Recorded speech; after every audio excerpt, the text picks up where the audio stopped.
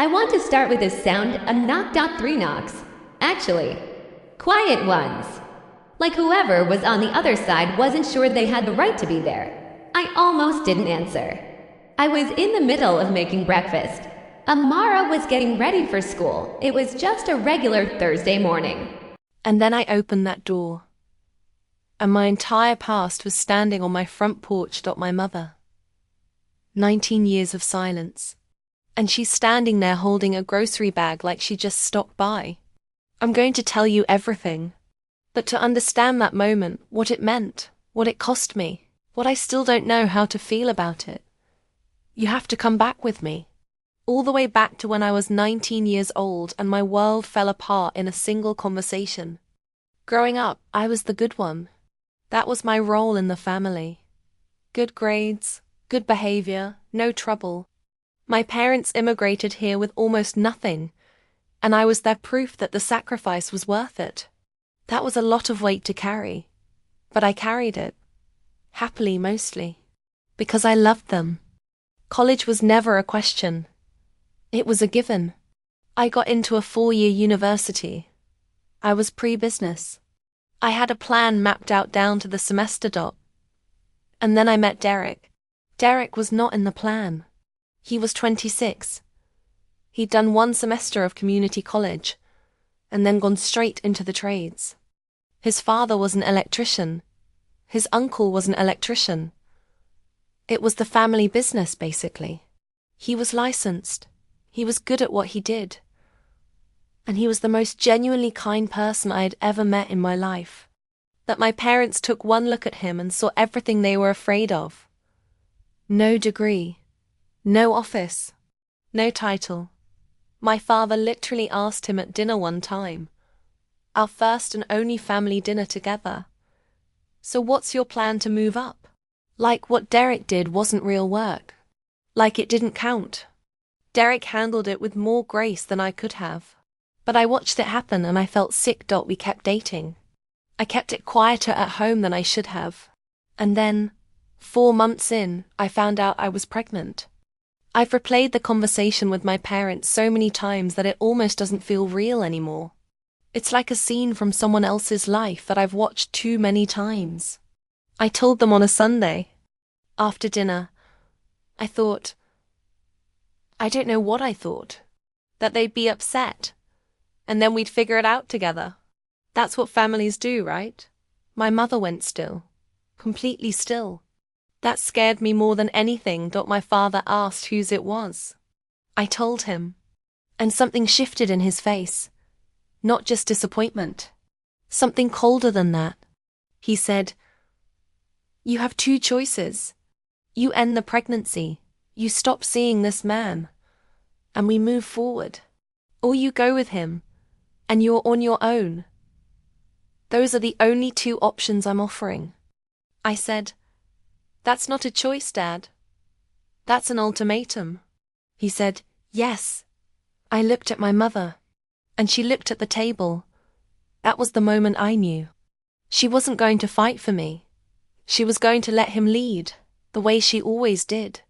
And I understood in that second that if I was going to survive this, I was going to have to do it alone. I left that night.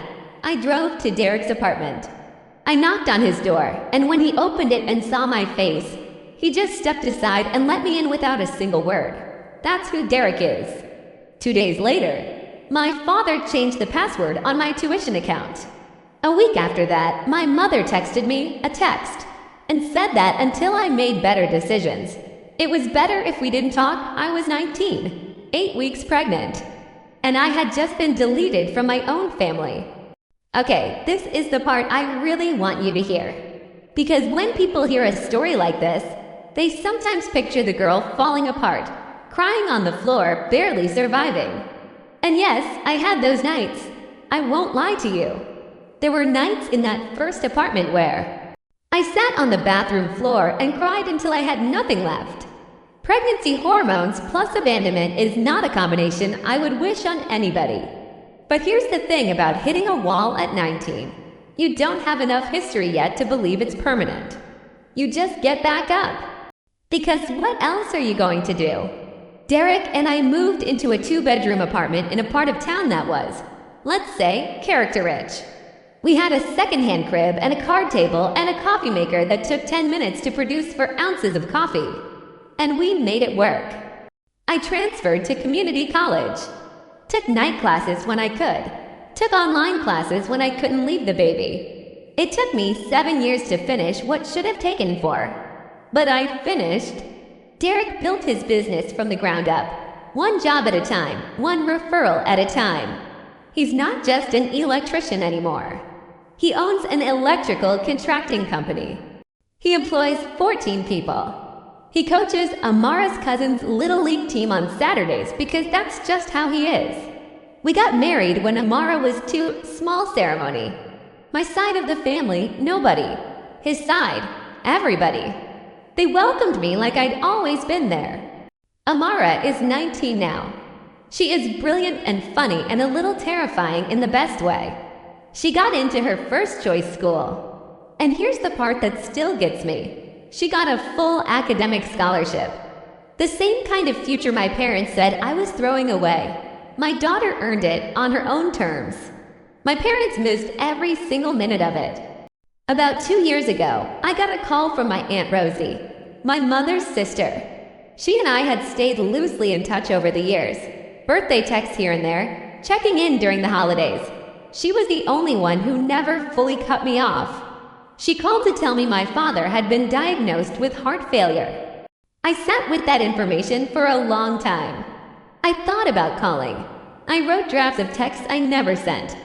I talked to my therapist about it 4 months. And ultimately, I made a decision that I still stand behind even though it was painful. I didn't reach out because I had tried. In the early years, I had called and been sent to voicemail. I had sent a photo of newborn Amara and gotten no response. I had written a letter when Amara turned 5, nothing, at some point. Self-preservation has to be its own kind of answer. My father died 14 months ago. My aunt called to tell me. I cried not for what we had, but for what we never got to repair. That's a specific kind of grief that I don't think has a name. Grieving someone who is still alive but already gone. And then 3 months after his funeral, a Thursday morning. Breakfast on the stove. Amara upstairs.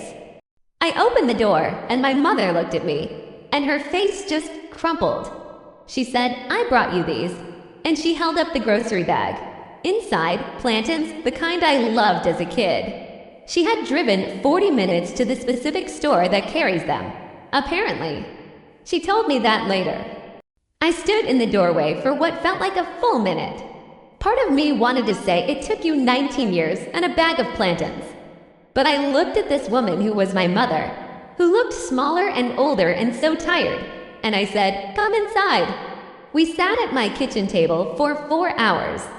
She told me things I didn't know, that she had cried 4 weeks after I left, that she had driven past my apartment once when Amara was a baby and just sat outside, not able to make herself get out of the car, that my father, in his last months, had told her that refusing to meet Amara was the biggest regret of his life, that he had said we were wrong about Derek. We were wrong about all of it.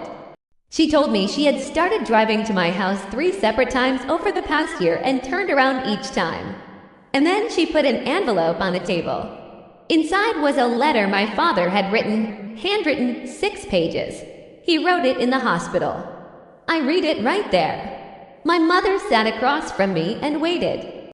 I'm not going to share what was in it. That belongs to me and to Amara. But I'll say this, he knew. He knew exactly what he'd done. And he said so, plainly, without making excuses for it. I sat there with that letter in my hands, and I didn't.